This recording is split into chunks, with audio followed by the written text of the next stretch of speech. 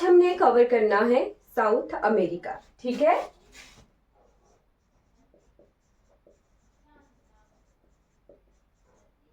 यानी दक्षिणी अमेरिका। ये 7 महाद्वीपों में से एक महाद्वीप है जो एरिया वाइज कितने नंबर पे पड़ता है और पॉपुलेशन वाइज कितने नंबर पे पड़ता है वो देख लेते हैं। राइट, तो ये एरिया वाइज यानी क्षेत्रफल के आधार पर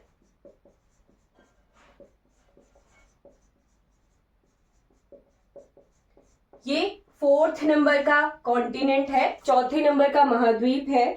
और पॉपुलेशन के आधार पर यानी जनसंख्या यानी पॉपुलेशन वाइज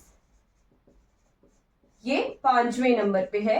ये कुछ आंकड़े हैं जो नोट कर लेने हैं। अगर असेंडिंग डिसेंडिंग ऑर्डर में कोई क्वेश्चन आ जाए तो इस तरह से हम उन्हें सॉल्व कर सकते हैं अगर आपको इनके नंबर पता हो। उसके बाद यहाँ साउथ अमेरिका के हाईएस्ट पॉइंट और लोएस्ट पॉइंट देख लेते हैं। हाईएस्ट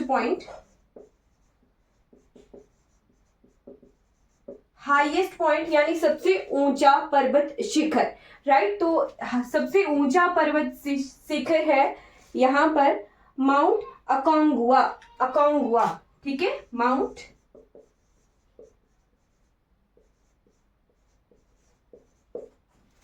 ठीक है, ये स्पेलिंग है माउंट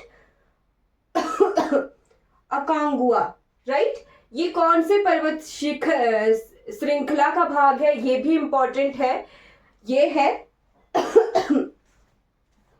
एंडीज पर्वत श्रृंखला का भाग, एंडीज माउंटेन रेंज, ठीक है। माउंटेन रेंज यानी पर्वत श्रृंखला, ये बहुत इंपॉर्टेंट है माउंटेन रेंज, क्योंकि ये दुनिया की सबसे लॉन्गेस्ट माउंटेन रेंज है यानी सबसे लंबी पर्वत श्रृंखला है।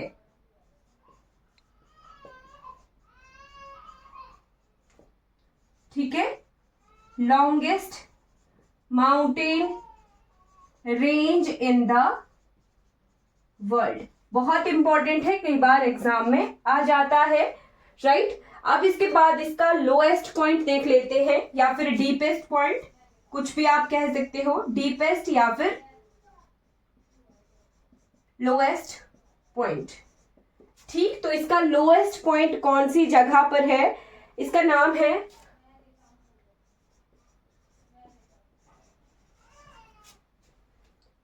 लागुआना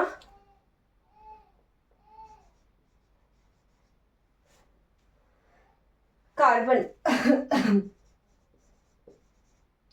ये यहाँ के डीपेस्ट पॉइंट का नाम है, लैगुना दल कार्बन, कुछ भी आप प्रोनाउंस कर सकते हो। ये -105 मीटर यानी समुद्र तल से 105 मीटर नीचे है ये। और ये जो माउंट अकांगुआ है इसकी हाइट अगर आपने लिखनी है तो ये 6960 मीटर इतनी हाइट पर लोकेटेड है। ये दोनों चीजें इंपॉर्टेंट है, सबसे ज्यादा इंपॉर्टेंट यहां से एंडीज पर्वत श्रृंखला है। राइट, ये दक्षिण अमेरिका इस तरह से लोकेटेड है। अगर आपको थोड़ा सा इसका मैप बताऊं तो ये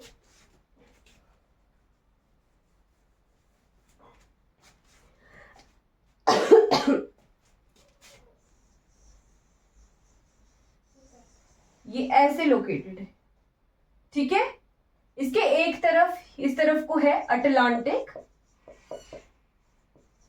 अटलांटिक ओशन, लिख लीजिएगा अटलांटिक ओशन। और वेस्ट की तरफ, इसके दक्षिण की तरफ है पैसिफिक ओशन यानी प्रशांत महासागर। ठीक, और इसके यहां हम लास्ट क्लास में भी डिस्कस कर चुके हैं कि नॉर्थ अमेरिका के साथ एक स्थल संधि जिसे इंग्लिश में कहते हैं इस्थमस। तो क्या नाम है उसका? पनामा स्थल संधि। से जुड़ा हुआ है पनामा। पनामा इस्तमस हिंदी में या तो जल स्थल संधि होता है या फिर जल डमरू मध्य भी होता है, तो नोट कर लेना है। ये कुछ इंपॉर्टेंट पॉइंट है साउथ अमेरिका के फिजिकल फीचर यानी उसके बाउंड्रीज से रिलेटेड। आप इसके बाद सॉरी, अब इसके बाद एक चीज नोट कर लीजिएगा जो कि इंपॉर्टेंट है।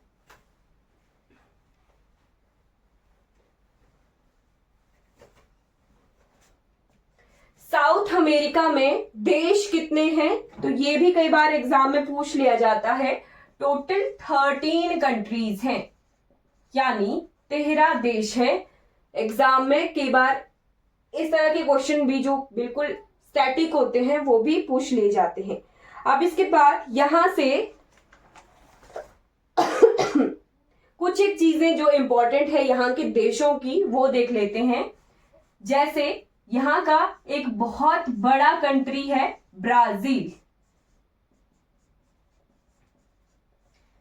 ब्राजील एक ऐसा देश है जो केवल 2 और कंट्रीज के साथ, यानी 13 कंट्रीज साउथ अमेरिका में अगर हैं तो सिर्फ 2 के साथ ही बाउंड्री नहीं लगाता है, अदरवाइज ये सारी की सारी 11 कंट्रियों, बाकी 10 बची ना, तो 10 की 10 कंट्रीज के साथ बाउंड्री शेयर करता है। इतनी बड़ी कंट्री है ये ब्राजील यहाँ की। ये इंपॉर्टेंट भी है क्योंकि एकमात्र एक ऐसा देश है दक्षिण अमेरिका का जिससे इक्वेटर भी गुजरता है, यानी भूमध्य रेखा भी गुजरती है, और साथ में ट्रॉपिक ऑफ कैप्रिकॉर्न यानी मकर रेखा भी गुजरती है। नोट कर लीजिएगा, लार्जेस्ट कंट्री है, largest country of south America. साथ में यहां से गुजर रहा है ट्रॉपिक ऑफ कैप्रिकॉर्न यानी मकर रेखा गुजर रही है, और साथ में यहां से इक्वेटर गुजर रहा है। इक्वेटर यानी 0 डिग्री जिसे भूमध्य रेखा कहते हैं। भूमध्य रेखा भी इसी देश से गुजर रही है। एकमात्र ऐसी कंट्री है जहां से 2 रेखाएं गुजर रही हैं। ये इंपॉर्टेंट है, राइट। साथ में हमने एक चीज भी पढ़ी थी अफ्रीका की। अफ्रीका एक ऐसा कॉन्टिनेंट है जहां से कर्क रेखा, मकर रेखा और इक्वेटर तीनों गुजरते हैं, वो भी इंपॉर्टेंट है। अब ब्राजील से आपने कुछ चीजें इंपॉर्टेंट नोट करनी है। यहाँ पर दुनिया का सबसे बड़ा आयरन रिजर्व है, यानी दुनिया में सबसे ज्यादा लोहा जो है ब्राजील में मिलता है। तो लिख लीजिएगा, largest iron reserve in the world.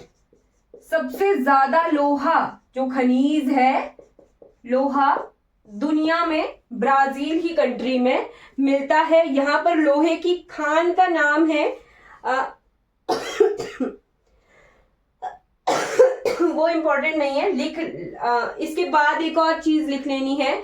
जैसे हमने क्यूबा पढ़ा था ना नॉर्थ अमेरिका में, कि क्यूबा को कहते हैं sugar bowl of the world, यानी चीनी का कटोरा कहते हैं दुनिया का, वैसे ही ब्राजील को कहते हैं coffee bowl of the world. ठीक है, सबसे ज्यादा कॉफी जो है दुनिया की ब्राजील में ही उगाई जाती है, तो coffee bowl of the world. ठीक है, कॉफी का कटोरा ब्राजील को ही कहा जाता है। ठीक, ओके। ब्राजील से इतना इंपॉर्टेंट चीजें जो नोट करनी है वो नोट कर लीजिएगा। अब इसके बाद यहां पर एक और कंट्री है जिसका नाम है वेनेजुएला।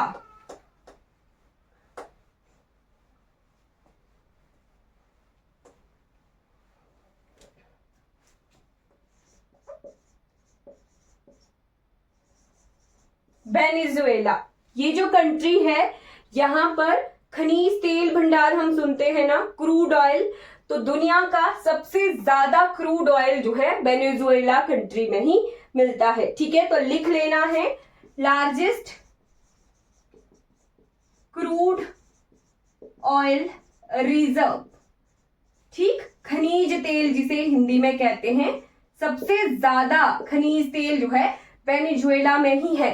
बट वेनेजुएला ने क्या किया था, अपनी करेंसी को, जो अपना पैसा होता है, पैसा तो मैं बोल रही हूँ, वेनेजुएला ने अपनी करेंसी को डीवैल्यू किया था, यानी अपनी वैल्यू घटाई थी। इसी वजह से यूएस ने यहाँ से जो भी बाहरली कंट्रीज जो है क्रूड ऑयल खरीद ना पाए, उसके लिए रोक लगाई हुई है वेनेजुएला पर। इसलिए वेनेजुएला में लार्जेस्ट खनिज तेल होने के बावजूद भी यहाँ की जो आर्थिक स्थितियां हैं वो इतनी सही नहीं है।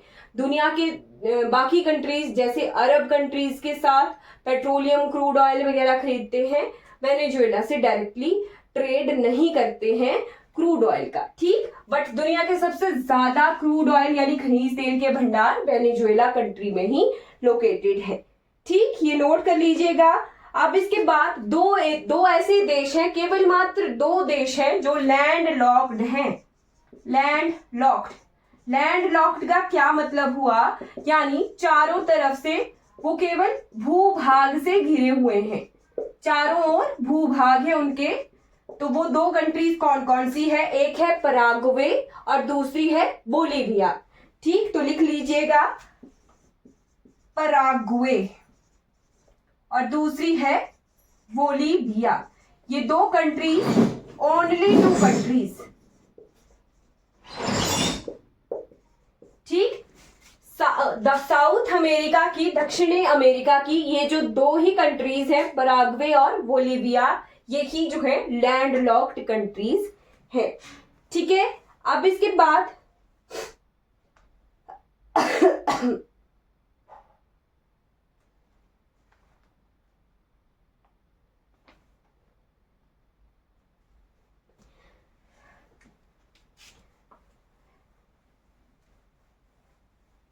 ओके, ब्राजील में एक पॉइंट नोट कर लेना आप, ब्राजील में है, वैसे अभी हम आएंगे अमेजोन फॉरेस्ट पर, बट चलिए डेजर्ट्स लिख लीजिए जो कि इंपॉर्टेंट है। डेजर्ट्स यानी रेगिस्तान। रेगिस्तान क्यों इंपॉर्टेंट है, क्योंकि दुनिया का सबसे ड्राइएस्ट सूखा जो जगह है वो साउथ अमेरिका के एक रेगिस्तान में है, तो उसका नाम है, चिली कंट्री में है ये। चिली और पेरू के मैंने आपको करंट्स भी पढ़ाए थे, राइट। पेरुवियन करंट है ना, जिसे हम्बोल्ट करंट के नाम से जाना जाता है। तो चिली कंट्री है एक, जहां पर अटाकामा है ना, अटाकामा डेजर्ट है, अटाकामा।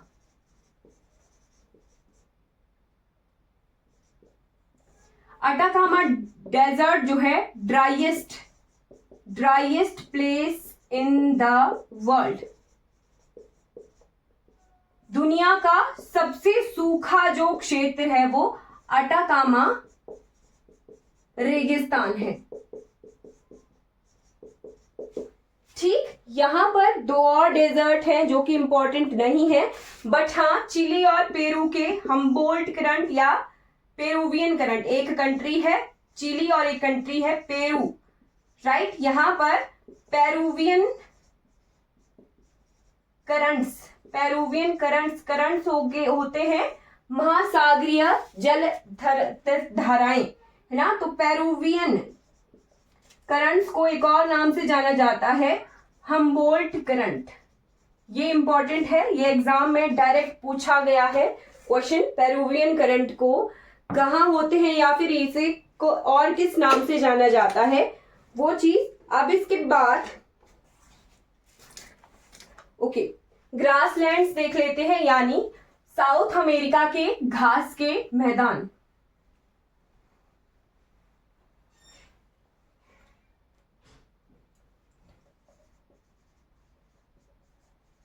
ग्रासलैंड्स यानी घास के मैदान। तो हर एक कॉन्टिनेंट में घास के मैदानों के अलग अलग नाम हैं। जैसे हमने नॉर्थ अमेरिका में प्रेरीज पढ़े थे, ठीक है।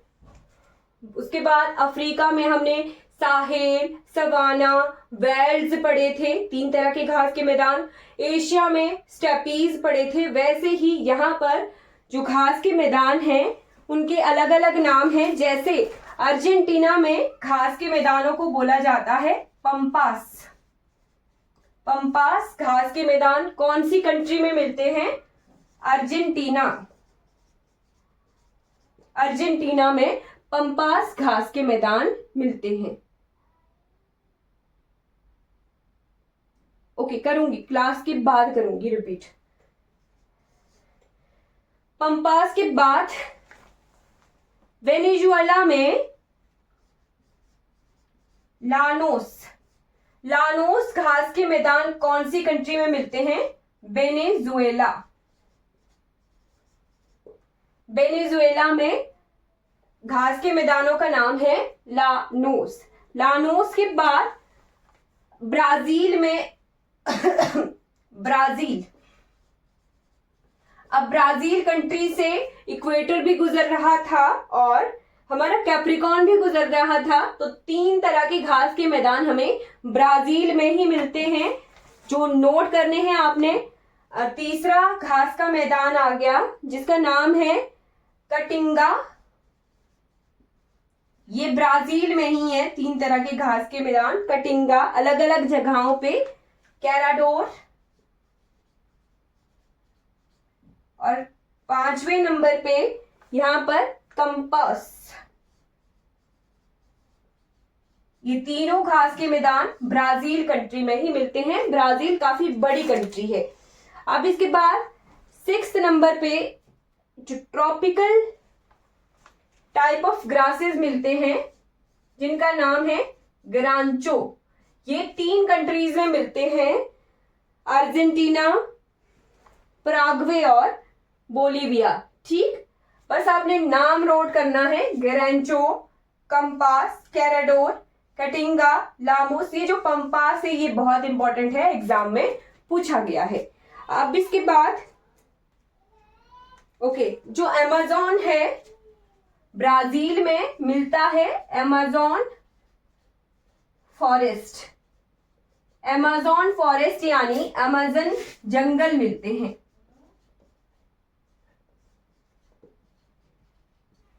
ठीक, दुनिया में, वर्ल्ड में सबसे ज्यादा ऑक्सीजन हमें अमेज़न फॉरेस्ट से ही मिलती है। ठीक है, लगभग 35%, 35% of oxygen from Amazon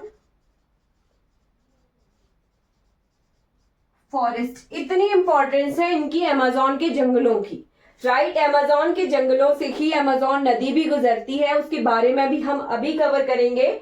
but Amazon forest जो है largest rain forest in the world, लिख लेना, largest rain forest in the world. अब इसे आप रेन फॉरेस्ट क्यों बोलेंगे? इक्वेटर के पास से जो है रेन फॉरेस्ट यानी सदाबहार वन।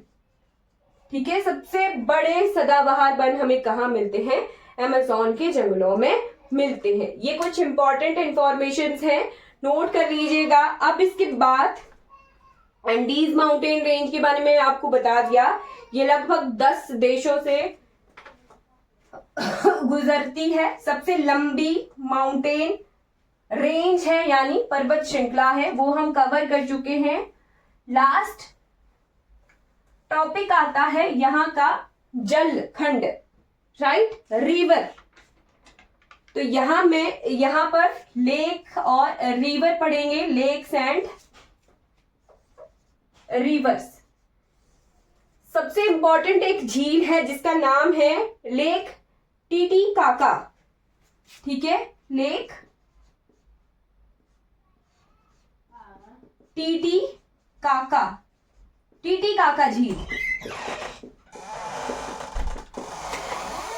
टीटीकाका झील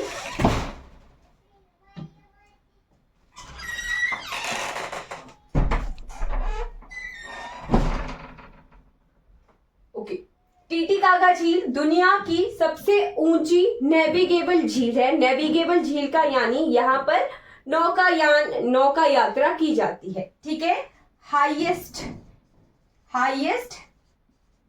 नेविगेबल लेक, राइट। मतलब कि सबसे ऊंचाई पर स्थित ऐसी झील है जहां पर हम नौकायान झील है। ये सबसे ऊंची, कितनी इसकी हाइट है वो भी लिख सकते हो आप, 3611 मीटर इसकी हाइट है। ठीक, सिर्फ यही झील नोट करनी है यहां से, बाकी झीलें वैसे लेक टीटीकाका कौन सी दो कंट्रीज के बीच में है ये लिख लीजिए, पेरू और बोलीविया के बीच में है। पेरू और बोलीविया दो कंट्रीज हैं जहां पर ये लेक टीटीकाका है। ठीक है, दो देशों के बीच में ये फैली हुई है। अब इसके बाद रिवर्स में इंपॉर्टेंट रिवर लिखिएगा, Amazon river.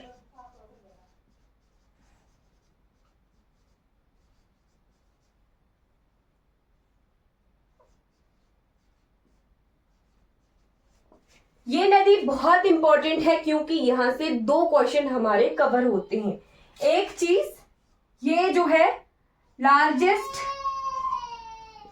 River by volume.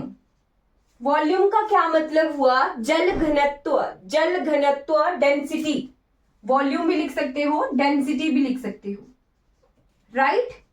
जल घनत्व, जल घनत्व के आधार पर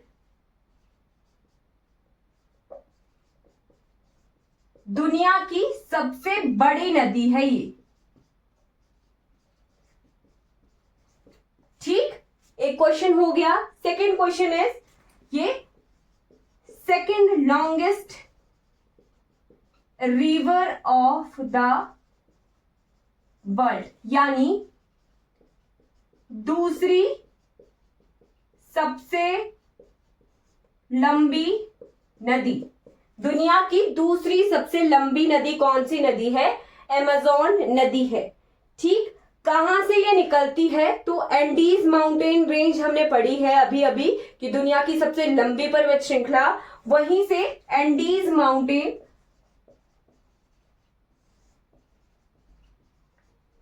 से ये निकलती है। ठीक है, राइट।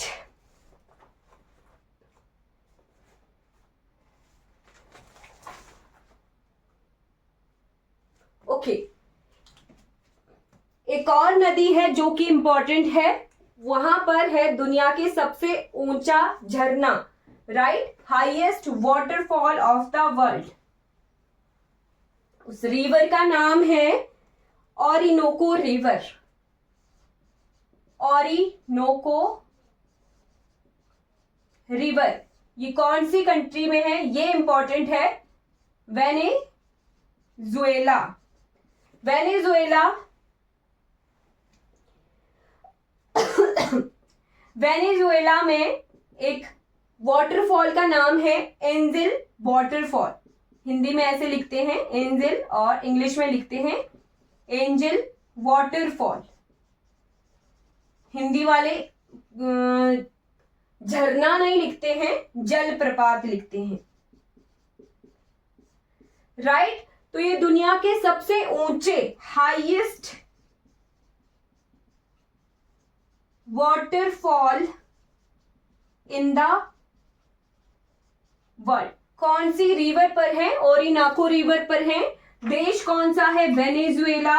नाम क्या है, एंजिल वाटरफॉल, और हाईएस्ट वाटरफॉल है दुनिया के, राइट। हाइट भी लिख सकते हो, 979 मीटर, इतनी हाइट पर ये लोकेटेड है, राइट। ओके, तो हमने यहां से इतनी ही इंफॉर्मेशन को कवर करना है। हाँ, ठीक है, इतना ही हमने कवर करना है। आई होप आपको ये सही लगा होगा। Thank you for watching.